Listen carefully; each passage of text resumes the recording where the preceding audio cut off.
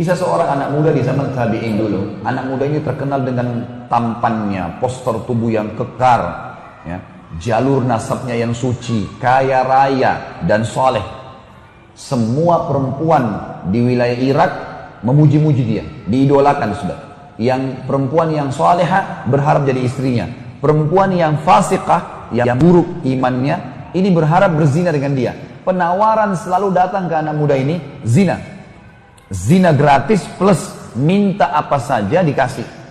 Mau minta emas, mau minta kereta kencana, apa saja, yang penting mau berzina. Selalu dia tolak. Ringkas cerita, anak muda ini umurnya 20 tahun.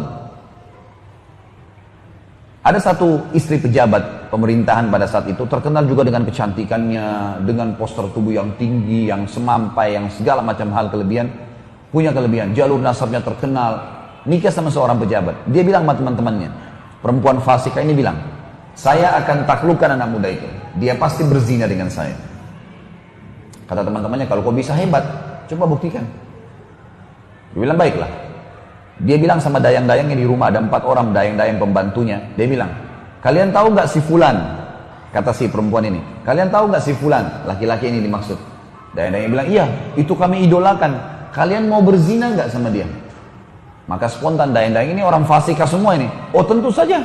Jangankan berzina, berdampingan aja sudah kami merasa sebuah prestasi, apalagi berzina. Kata majikannya, saya akan berzina dengan dia. Dan kalau saya berhasil, saya akan berikan kalian kesempatan berzina dengan dia. Tapi kalian harus dukung saya. Baik, apa yang kami harus lakukan? Kebetulan rumah anak muda ini, Bapak Ibu sekalian, rumahnya dia dengan masjid, ngelewatin rumahnya si perempuan ini. Jadi 5 waktu sholat kalau ke masjid pasti lewat rumahnya orang ini, rumah pejabat ini. Perempuan fasika ini menunggu, dalam kisah yang dikatakan suaminya sampai safar, tugas negara. Dia tahu kapan safar suaminya, dan zaman dulu teman-teman orang kalau safar itu bisa sampai 3 bulan. Karena memang nggak ada transportasi kayak kita sekarang, nggak ada pesawat, orang naik kuda. Bisa hidup, bisa mati gitu. Safarlah si pejabat ini keluar Irak pada saat itu bertugas negara. Ringkas cerita, si perempuan ini mulai menjalankan tipu syaitannya. Dia bilang sama dayang-dayangnya, suami saya sudah safar semalam, sebentar kalau anak muda ini lewat, waktu itu kebetulan duhur, siang hari. Kalau perempuan laki-laki ini lewat, tahan dia.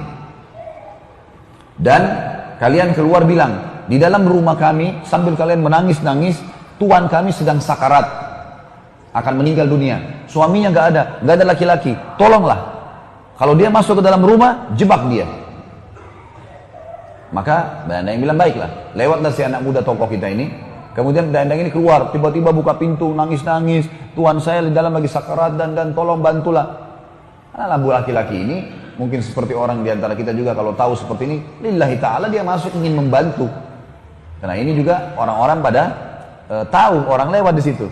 Begitu masuk ditutup pintu, kata dayang-dayang ini sama tuan rumahnya sekalian, kamu sekarang sudah terjebak dalam jebakan kami. Kamu harus berzina dengan kami. Kalau tidak, kami semua berlima akan teriak ke orang-orang kalau kau datang untuk menzinai kami. Kau akan memerkosa kami. Jadi dijebak untuk berbuat zina. Ini bukan orang seperti seseorang di antara kita sengaja mampir ke tempat zina atau ngerayu perempuan. Perempuannya yang minta 5-5-nya.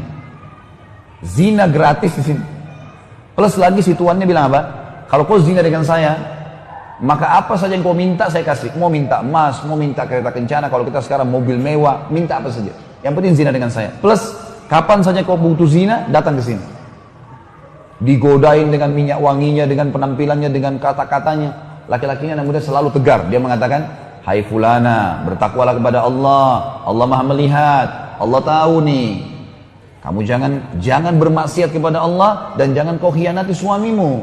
Berbahaya, hukuman Allah akan datang. Tidak mau terpengaruh. Perempuan ini sudah masuk di benaknya pikiran syaitan. Yang terakhir teman-teman sekalian, anak muda ini berdoa kepada Allah.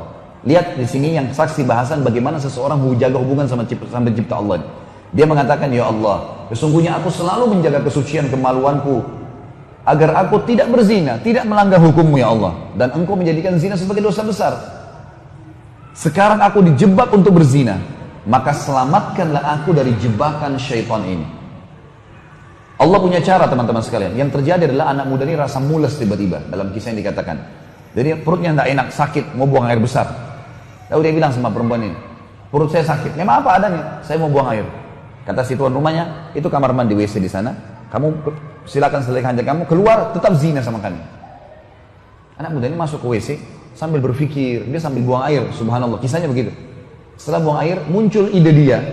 Sebagai pertolongan dari Allah, dia ambil kotorannya. Anak muda ini bersih sekali, wangi, bersih, orangnya gagah. Tidak pernah begini, tapi tiba-tiba muncul idenya, dia ambil kotorannya sendiri, lalu digosok di bajunya. Sedikit, tidak banyak.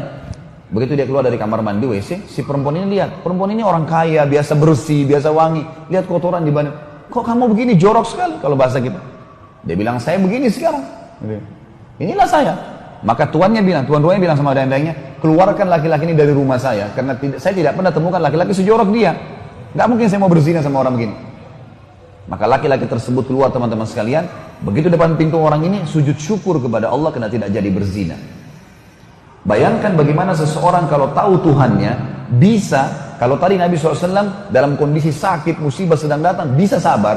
Dan pada saat itu puncaknya Allah akan datangkan pertolongan.